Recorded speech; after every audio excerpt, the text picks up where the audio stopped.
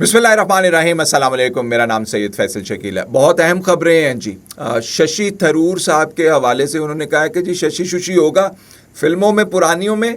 अब नई जो कहानी है उसके अंदर शशि थरूर साहब जो हैं उनको बिलावल भुट्टो जरदारी साहब जो हैं बहुत दूर से मात देते हैं, और जिस एतमाद से वो बात करते हैं ना सिर्फ लॉ मेकर्स से, यूनाइटेड नेशंस सिक्योरिटी काउंसिल के अंदर जो परमानेंट मेंबर्स हैं और जो इलेक्टेड मेंबर्स हैं उनके रिप्रेजेंटेटिव्स से, बल्कि अब यूके के अंदर मीडिया में वो जाके बात कर रहे हैं। इसके ऊपर मैं तो बात करूंगा, लेकिन जो बड़ी खबर आजकल पाकिस्तान के अंदर डिस्कस हो रही है वो field marshal general Asim Munir साहब के अमेरिका के दौरे के हवाले से डिस्कस हो रही है। इसकी सिग्निफिकेंस क्या है, ये इतनी अहम क्यों है, और पाकिस्तान तहरीक इंसाफ जो है वो field marshal general Asim Munir साहब के इस विज़िट को ख़राब करने, स्पॉइल करने और रोड़े अटकाने के लिए तैयार बैठी हुई है। और यहाँ पे एक कैंपेन चल रही है, मूवमेंट चल रही है, लोगों को ट्विटर के ऊपर, दूसरे सोशल मीडिया के प्लेटफॉर्म्स के ऊपर कहा जा रहा है चलो चलो वॉशिंगटन चलो, फील्ड मार्शल आसिम मुनीर साहब को रोको। क्या रोक पाएंगे और क्या हासिल कर पाएंगे, थोड़ी गुफ्तगू इस पे होगी। लेकिन पहले मैं आपको बता दूं कि पाकिस्तान का जो डेलीगेशन है डिप्लोमेटिक मिशन के ऊपर, जिसमें अमेरिका के अंदर अभी होके आए हैं और अब यूके के अंदर जाके वो बातचीत कर रहे हैं, बहुत अहम बातें हो रही हैं वहाँ पे। अभी यूके के अंदर क्या बातचीत हो रही है मैं आपको बताता हूं, लेकिन अमेरिका के अंदर जो बातचीत करके आए हैं उस हवाले से चंद जो हैं वो इम्पॉर्टेंट स्टेटमेंट्स हैं वो आपके हजूर पेश करनी है। एक तो वो ये है कि जो एन पैटरसन है, ये साबिक सफ़ीर थी अमेरिका की पाकिस्तान के अंदर, ये कह रही हैं, इन्होंने बात की है जी international institute of strategic studies के अंदर। ये वही international institute of strategic studies है जहाँ पे जनरल साहिर शमशाद मिर्ज़ा ने कहा था कि इंडिया का जो एटीट्यूड है वो बहुत ही एग्रेसिव है, बहुत मुहिम जोई वाला है। उनको रोकने के लिए मसला कश्मीर का हल, तमाम इश्यूज़ का हल बहुत ज़रूरी है, क्राइसिस मैनेजमेंट वो कहते थे छोड़ दें। तो उसी इंस्टीट्यूट में एन पैटरसन साहिबा कह रही हैं कि देखिए ये बहुत ही प्रॉब्लमेटिक एक हिस्सा है कि इंडिया ने जब पाकिस्तान के ऊपर हमला कर दिया तो अमेरिका ने इंडिया से ये नहीं कहा कि आप सबूत तो लेकर आएँ, पे हमला करने की आप तैयारियां कर रहे हैं। और याद रखिएगा जब डोनाल्ड ट्रंप साहब ने कश्मीर की बात करना शुरू की थी कि मसला कश्मीर के हल के लिए हम जो हैं अपनी खिदमात देने के लिए तैयार हैं, तो इंडिया के अंदर एक भौचाल आ गया था। और उसी भौचाल के अंदर उन्होंने ये ट्रंप साहब को जो है वो रगेदना शुरू कर दिया था और मुख्तलिफ़ किस्म की उनके खिलाफ जो है वो बातें करनी शुरू कर दी थी।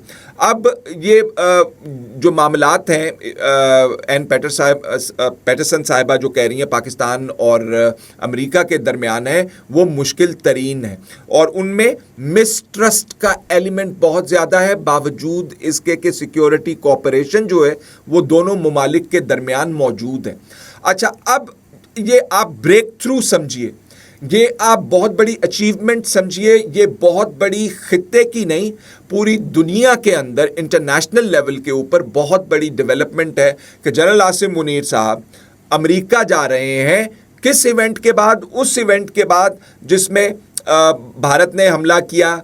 भारत जो है सीना ठोक ठोक के, मोदी जो है वो अपने मुल्क के अंदर झंडे उठाए फिर रहा है और नारे मार रहा है सीना फुला फुला के कि हम जीत गए। उसके बाद अमेरिका का ये जो विज़िट है बहुत ज़्यादा माने रखता है पाकिस्तान के लिए, जबकि ताज़ा ये डेलीगेशन जो है वहाँ से होके गया और लोग ये पॉइंट आउट कर रहे थे कि बड़ी मुश्किल किस्म की सूरत हाल है पाकिस्तान और अमेरिका की। तो उस वक्त जब पुल बनाने की बात है तो यहाँ पे इमरान खान साहब की पाकिस्तान तहरीक इंसाफ और जो अमरीकी चैप्टर है उनका वो महसूस कर रहा है कि general Asim Munir, field marshal Asim Munir साहब को गंदा करके हम अपने अहदाफ हासिल कर लेंगे।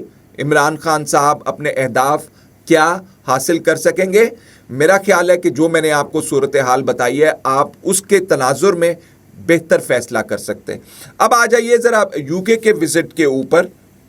बहुत इंटरेस्टिंग इंसाइट जो है वो बिलावल भुट्टो जरदारी साहब दे रहे हैं। और याद रखिएगा ये कोई लाहौर के अंदर, मजांग के अंदर कोई पार्क के अंदर जलसा नहीं है जहां पे बिलावल भुट्टो जरदारी साहब जो है वो बात कर रहे हैं, या सिंध के किसी शहर के अंदर ये घोटकी के अंदर जलसा नहीं हो रहा।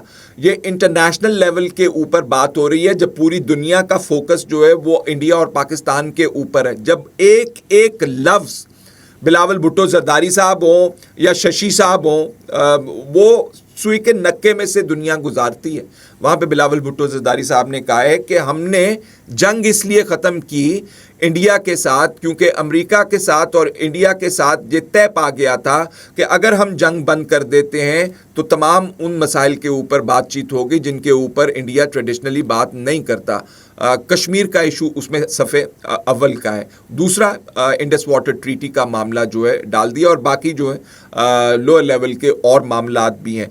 तो पाकिस्तान, बिलावल भुट्टो जरदारी साहब कह रहे हैं कि हमने तो अपर हैंड था, हमने तो जो जहाज़ इनके 6 गिरा दिए थे, उसके बाद जो हमने हमले स्टार्ट किए थे, उसके बाद हमने एग्री इसलिए किया था कि हम चाहते थे बात हो जाए। अब यहाँ पे जो हमारे हिंदुस्तानी दोस्त चाहने वाले जो हैं, जिनको समझ नहीं आती कि मोदी सरकार ने जंग क्यों ख़त्म कर दी, उनको ये समझ आ जानी चाहिए कि जब पाकिस्तान ने हमले किए तो फिर तो आप तो जवाबुल जवाब के आप तो अटैक कर रहे थे और फिर कह रहे थे कि तुम्हारी इतनी हिम्मत कि तुमने हमारे जहाज़ गिराए, आपने फिर हमला कर दिया। उसके बाद पाकिस्तान ने जवाब दिया तो आपका हमला, आपका जवाब किधर रह गया भाई? अधूरा छोड़ दिया? क्या हो गया? मिसाइल चलने बंद हो गए, ब्रह्मस को लकवा हो गया, जहाज जो है वो उड़ने से इंजन उनके अलहदा होके गिर गए।